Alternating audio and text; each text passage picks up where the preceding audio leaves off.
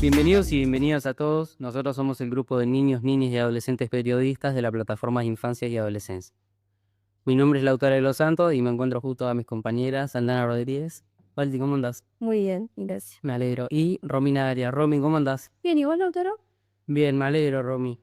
Hoy en nuestro segundo programa nos vinimos hasta la Ciudad Vieja para charlar con la doctora y la actual presidenta de INAU, Claudia Romero, a quien saludamos y agradecemos por recibirnos. Buenas tardes, Claudia. ¿Cómo Buenas estás? tardes, ¿cómo andan? Muchas gracias. No, gracias a vos por recibirnos.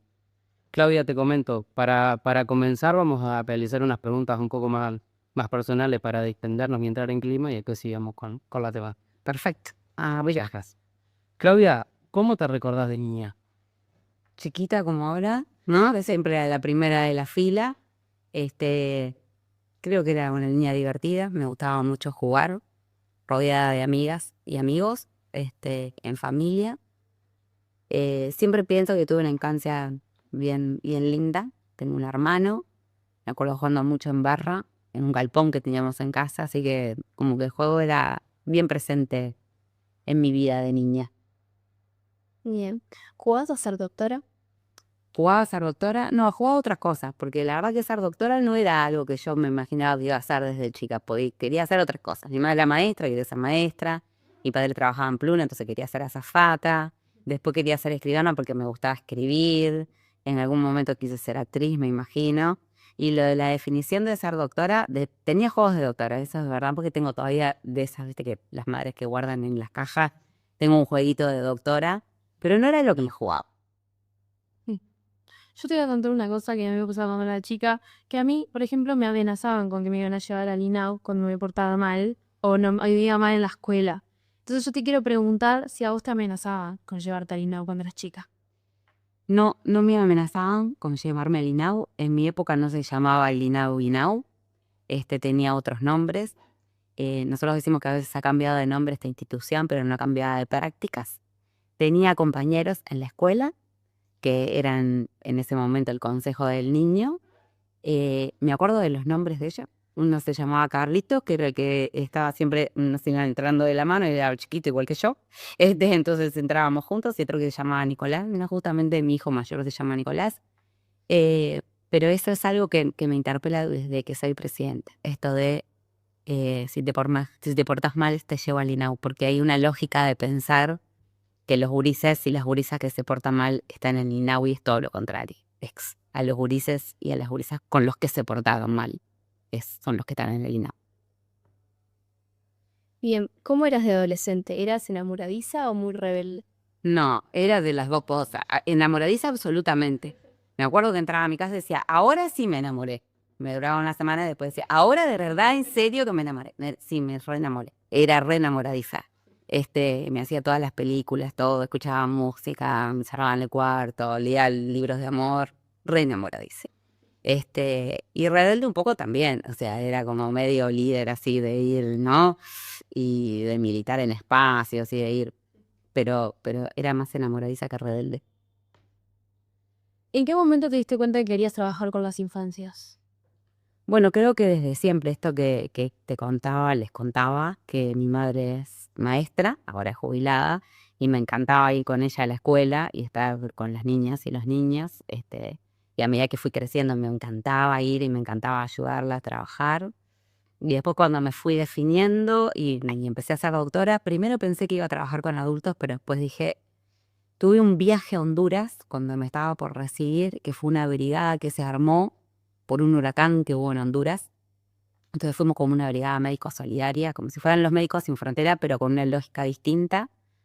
Eso fue como algo que me marcó en mi vida, y ahí me di cuenta que lo que quería era trabajar por los gurises, porque cada vez que había gurises yo me quería ir con ellos, quería jugar con ellos, y además fui animadora, era payasa, en esa época se decía eso, mientras estudiaba medicina, y me re gustaba, me recolgaba a jugar con los gurises. Entonces creo que ahí fue, ¿no? Hasta que un día me di cuenta, en Honduras me di cuenta, y cuando llegué dije, no, quiero hacer pediatría.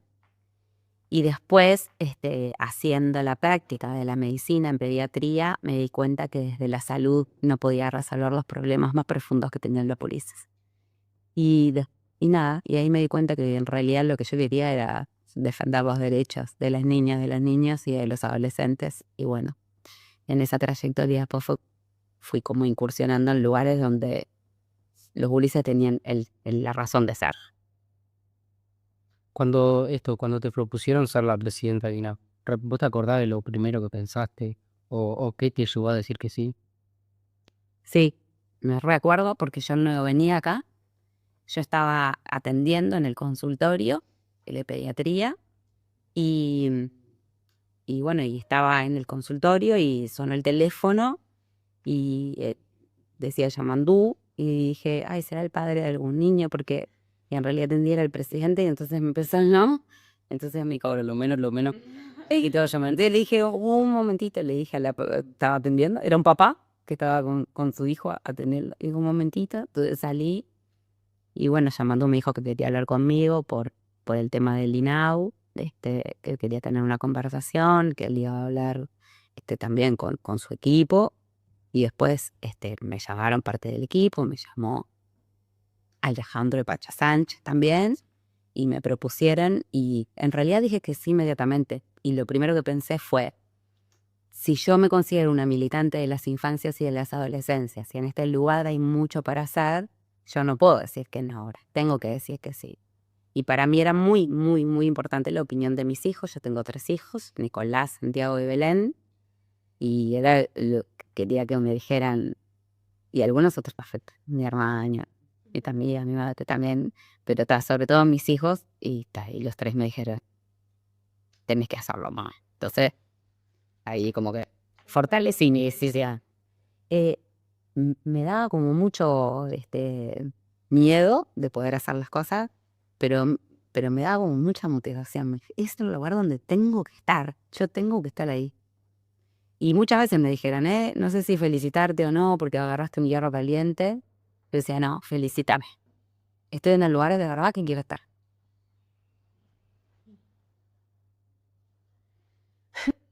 Pero ya en tu rol como presidenta de INAU, ¿cómo le explicarías a un niño o niña lo que es el INAU? Yo siempre digo que el INAU tiene es una institución muy grande. Ustedes vieron que es enorme, que tiene muchísimas cosas que uno no se imagina, que además tiene una doble función que a veces es difícil de entender, porque es la institución rectora en términos de los derechos, ¿no? De ofrecer las garantías para que se practiquen los derechos en torno a las infancias y las adolescencias. O sea, el INAU tendría que tener unos lentes gigantes donde se dieran que en todas las instituciones, en todos los lugares, en todos los centros, se estuvieran respetando los derechos de las gurisas y los gurises. A su vez tiene una función ejecutora, que no es de rector solamente, sino que tiene que practicar, que es el tema, no solamente de los centros de 24 horas donde algunos niñas, niños y adolescentes viven, sino otras vinculaciones con otros servicios que muchas veces la gente no conoce, que son los CAIF, los centros de primera infancia, los clubes de niños, los centros juveniles. O sea, el INAU es el Instituto Rector de las Políticas Públicas vinculadas a los derechos de los niños, niñas y adolescentes y al ejercicio de los derechos de las niñas, niños y adolescentes. Es una institución muy compleja, pero que bueno, tiene como grandes desafíos para llevar adelante. No es fácil entenderla, ya que yo estoy en ese proceso de que hace un tiempo que estoy acá y todos los días le descubro una cosa nueva al INAU. No es tan fácil decir, bueno, podríamos estar como mucho rato pensando cómo podemos explicar para que se entienda bien. Bien, Romy traía lo de las amenazas de INAU y te quería preguntar si vos sentís o si sentís en general que hay una mala percepción de la sociedad hacia lo que es el instituto. Sí, totalmente. Por eso uno de nuestros desafíos con el equipo de comunicación es creo que hay una mala percepción de la sociedad en torno al instituto y hay una mala percepción de los gurises que están en el INAU frente a la sociedad. O sea, en general, todo lo que se informa de INAU es todo lo malo, no se informa lo bueno que puede pasar acá. Y está esta cuestión de la sociedad y que piensa que los gurises que hacen las cosas mal o que se portaron mal, ¿no? O que hicieron cosas, están adentro de la institución. Y al revés, yo creo que fueron los gurises en los que sus derechos fueron vulnerados, los que están dentro de esta institución, por lo que hay que cuidarlos el doble. Y yo creo que la institución tiene muchas cosas para cambiar, cosas que uno hace bien, pero también hace cosas bien. Y eso no se, en realidad la sociedad no lo sabe. Entonces, tenemos ese gran desafío y bueno, capaz ustedes nos pueden ayudar como periodistas, que nosotros necesitamos que los periodistas informen las cosas buenas que pasan acá. Porque muchas veces nos quedamos con el relato oscuro o el relato triste, pero no una historia linda para contar. Hoy hablábamos de lo que pensás que cuando te propusieron ser presidenta. Y, o sea, ¿qué fue lo que vos te imaginaste que te ibas a encontrar en el instituto y qué fue lo que te encontraste? En realidad yo como ya venía en un proceso de acercamiento a los lugares donde circulan las infancias y las adolescencias, un poco sabía lo que me iba a encontrar, porque además estábamos trabajando para tener propuestas para cambiar la situación. De todas formas, creo que me encontré con historias más tristes, más crudas que las que pensaba encontrarme, con lugares, por ejemplo, empezamos a hacer una gira al interior del país y empezamos a recorrer los hogares donde viven los gurises y encuentro que a veces los hogares se parecen más a cárceles que hogares. Y eso es como, nada, eso es como, son como arañazos ahí el corazón ahí uno, ¿no? Sino bueno, hay que aguantar a veces y no, y sacar y bueno, que cambiar eso sea la motivación para seguir y juntar la fuerza. De acá a 5 años, ¿cómo pensás que vas a entregar la institución? Mejor de lo que la entregué. De lo que la recibí, perdón. Yo no sé si vamos a poder hacer todo lo que queremos hacer porque, bueno, quizás somos muy ambiciosos y tenemos como proyectos que no siempre son fáciles de ejecutar cuando uno en la práctica, ¿no? Porque a veces cuando uno dice, bueno, voy a cambiar esta ventana, y vos decís, bueno, en tu casa, ¿no? Romper un candado, abrir una ventana, ¿qué te lleva acá? Es todo un trámite, ¿no? O sea, hay algunos procesos burocráticos que ojalá la pueda entregar con un poco más de color, con un poco más de alegría, con la gente pensando que en el INAU pasan cosas que están buenas, con menos niños en los centros de protección de 24 horas, o sea que haya cada vez menos y que podamos acompañarlos desde el territorio, que cuando ingresen a un hogar del INAU tengan las condiciones para que tengan una linda vida, que podamos darle algunas herramientas para repararse de algunas historias que no están buenas. Yo tengo como mucha esperanza de que podamos entregar una institución bastante mejor de la que lo mostramos. Bueno, hoy estuvimos hablando un poco de la planificación del programa y bueno, nos dimos cuenta que teníamos muchos temas de interés para abordar y para eso realizamos un sorteo y el tema que tocó fue violencia. Sabemos que Uruguay está atravesando una situación compleja en temas de balaceras y violencia comunitaria y por eso, ¿cuál es tu mirada hacia esa situación? Sí, nosotros siempre decimos que las infancias y las adolescencias están atravesando como dos grandes problemas que como que vertebran la situación de los gurises.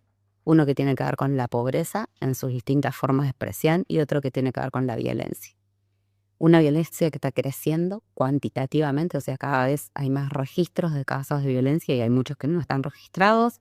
De hecho, que existe el CIPIAD, que es el Sistema Integral de Protección a la Violencia contra Niñas, Niños y Adolescentes, que reportan los datos que se registran y que se atienden, pero no todos, los que no se registraron.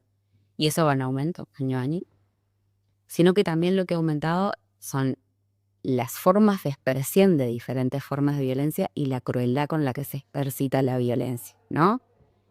Hay casos de violencia que llaman la atención como, ¿no? De las situaciones a las que se genera, pero esto que traías vos, Aldana, de las heridas de armas de fuego, nosotros antes, vieron que hablamos de que yo era pediatra, en el hospital recibíamos algún niño esporádicamente o niña herida de un arma de fuego por una lesión que nosotros llamamos no intencional, de manipular un arma que estaba en la casa con las condiciones de seguridad no dadas y se escapaba de un tiro. Hoy encontramos fallecimientos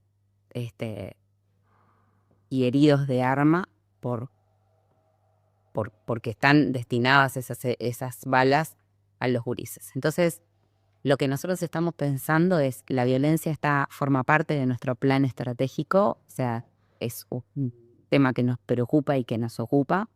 Estamos tratando de ver cómo integramos la acción, porque acá hay como muchos lugares donde abordamos la violencia, entonces tenemos que ver cómo centralizamos la situación. Estamos viendo cómo trabajamos a nivel de la prevención, de la atención y de la reparación.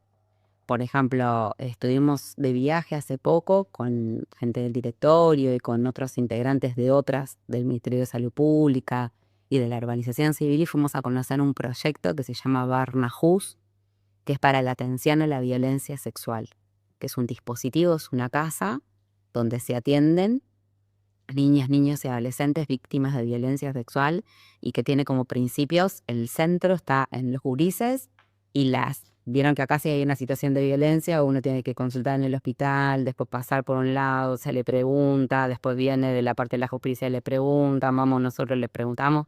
Eso genera como una suerte de revictimización, porque uno pasa por la historia repetidas veces. Entonces esas casas tienen como en centro los gurises y están todas las dependencias ahí para que el relato sea una sola vez. Ese es un modelo que nosotros trajimos para sacar algunas ideas, no necesariamente tiene que ser aplicable, pero tenemos que trabajar desde esos lugares, desde la prevención de la violencia familiar, ¿no? Con esto del cuidado y del bienestar y de prácticas, de no naturalizar la violencia, porque algunos niños no están acostumbrados, entonces piensan que esas son prácticas de crianza normales.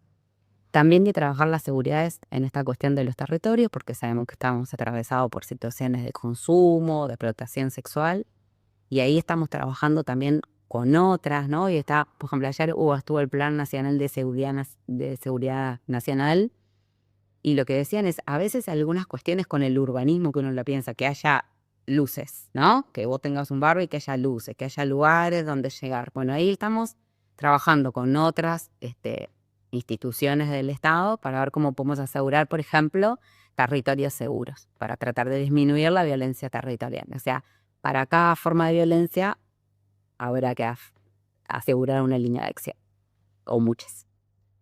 Pero sí, ¿cómo, o sea, vos hablaste de ciertas situaciones, cómo es que el INAU aborda estas diferentes situaciones de violencia?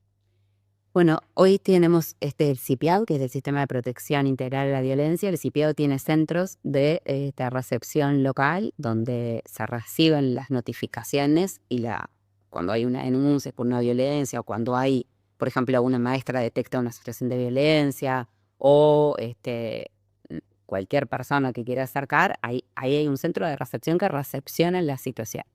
Esa es una violencia. Vieron que CIPIAD lo que más reporta son situaciones de violencia intrafamiliar, ¿no? Que después la divide en qué tipos de violencia son, pero ahí hay centros de recepción para atender la situación. Están conformados en forma interdisciplinaria, entonces hay gente por ejemplo, hay gente de salud, entonces si esa situación requiere una atención médica, hay un vínculo con distintas instituciones que ofrece diferentes prestaciones. Después solamente hay 3 centros de reparación para seguir reparando cuando termina la situación de violencia, ¿no? Pero también lo que pasa en el INAU es que muchas de esos gurises que están en situaciones de violencias complejas son los que después muchas veces terminan ingresando a los que son hogares del INAU. Y ahí hay una intervención del INAU más allá de la justicia, porque bueno, si viene una situación de violencia familiar que no vulnera los derechos de los gurises y muchas veces pone en riesgo su vida, su salud, ahí es cuando muchas veces se vinculan esos niñas, niños o adolescentes e ingresan en nuestras instituciones. O sea que hay muchas formas dependiendo de la severidad de la violencia, de los tipos de violencia. Nosotros deberíamos estar como instituto o rector mirando todas estas situaciones. Después en la pata ejecutora tenemos esta realidad que yo les contaba ahora. En la última entrega de los datos de CIPIAB se registró un aumento de casos de violencia. ¿INAU tiene algún plan de acción para erradicarlo? Sí.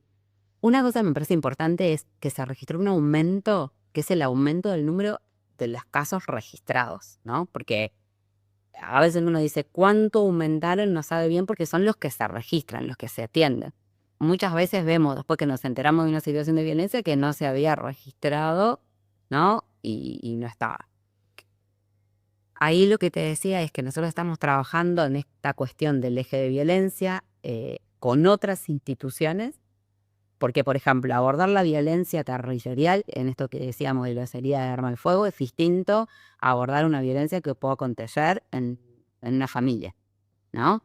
En esta violencia territorial nosotros creemos que INAU forma parte de las miradas y del aporte, ¿no?, de soluciones, pero no forma como institución la única que puede dar la respuesta. Porque si yo pienso lo voy a resolver todo eso, sí que voy a perder, ¿no? Porque no puedo poner un alumbrado, una carretera o policía comunitaria o que los gurises de repente no estén expuestos a situaciones de riesgo.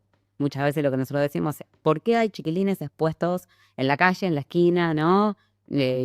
Bueno, ¿qué tenemos que hacer nosotros? Bueno, y ahí estamos tratando de ver en los servicios que tenemos nosotros, clubes de niños, centros juveniles, ¿por qué no los tenemos abiertos hasta más tarde? ¿Por qué en vez de funcionar hasta las 5 de la tarde no podemos funcionar hasta las 9 de la noche? Y que los gurises que están en la esquina, puestos a situaciones de riesgo, no estén ahí haciendo cosas que los motiven en lo que les interesa. Esa respuesta la puede dar el INAU, ¿no? Entonces estamos pensando cuáles de los centros que nosotros tenemos de modalidad de atención parcial pueden generar esta cuestión y disminuir, ¿no?, o proteger desde ese lugar. Pero también precisamos otras cosas que pasen en el territorio. Que haya seguridad porque haya una policía comunitaria presente, que haya luz, que también haya situaciones que no promuevan estas prácticas, ¿no? Porque los adolescentes hoy forman parte a veces de bandas y por eso ocurren estas situaciones de heridas de arma de fuego, porque ¿qué están buscando ahí que no tienen, ¿no? ¿Qué es lo que estamos buscando? Y ahí nosotros empezamos a hablar del reconocimiento, de la situación de pobreza. Entonces cada una de las situaciones nos lleva como a desentramar que las soluciones requieren de muchas miradas y que son muy complejas. Bueno, ese es un trabajo que estamos haciendo con el tema de violencia territorial. Hay trabajo para hacer con el tema de violencia sexual, que dije que hemos traído una práctica. Tenemos que trabajar más en el fortalecimiento y en el acompañamiento de las familias en territorio para desmitificar algunas prácticas en torno a las crianzas, que son formas violentas de criar a las niñas y a los niños. No, también, o sea, nosotros sabemos que la violencia no solo se da en estos entornos comunitarios, sino también que se pueden dar en entornos digitales. Nosotros como usuarios de estas plataformas, o sea, nos damos cuenta que no hay un control ni del Estado ni de la familia. O sea, si ustedes están al tanto de estas situaciones y si ven viable alguna forma para poder comenzar a regularizarlo. Sí, vieron que en el último informe de CIPIABA hay un anexo que tiene que ver con el ciberbullying, ¿no? Nosotros estamos trabajando justamente, ahí miro para allá porque está la gente de comunicación que estuvo trabajando en ese tema. Sí sabemos, es una forma que está creciendo de violencia porque además es una forma difícil de detectar a veces, como silente se va metiendo, ¿no? Hay que trabajar en entornos digitales seguros.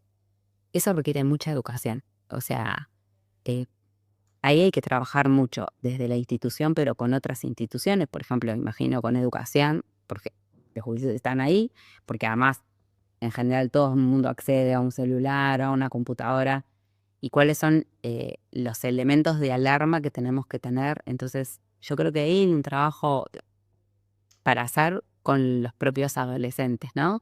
Con los propios niñas y adolescentes. Hay campañas que están muy buenas en esta cuestión de empezar a visibilizar esta forma que nos lleva a un tipo de violencia, pero que además es el anclaje para otras formas de violencia, como la violencia sexual a través de la explotación sexual. Desde tu punto de vista, ¿qué acciones podemos realizar nosotros los adolescentes para contribuir y ayudar a erradicar las violencias en nuestro país?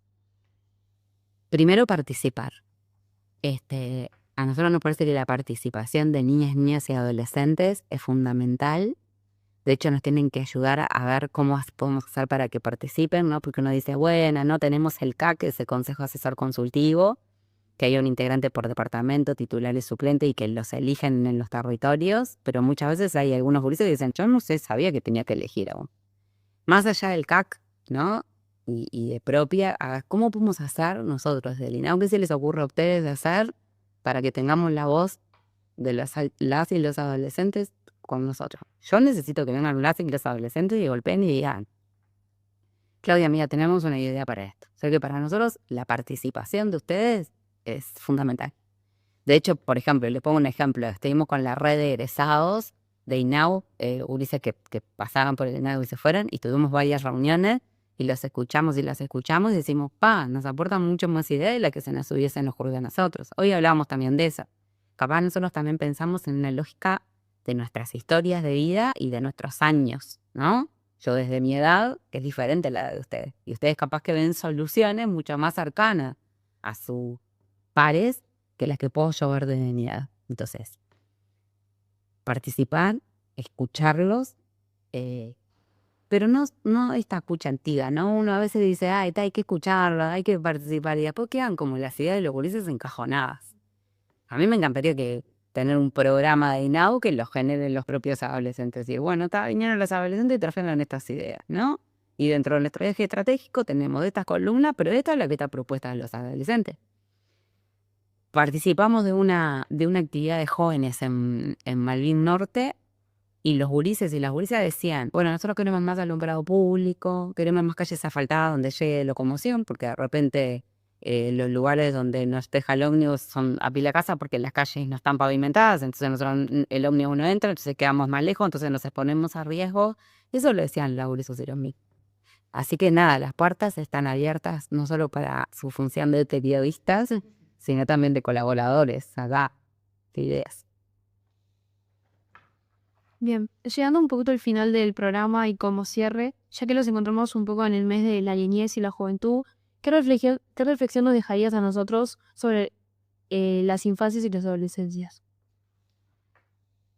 Qué difícil, ¿no? Preguntan difícil, ¿eh?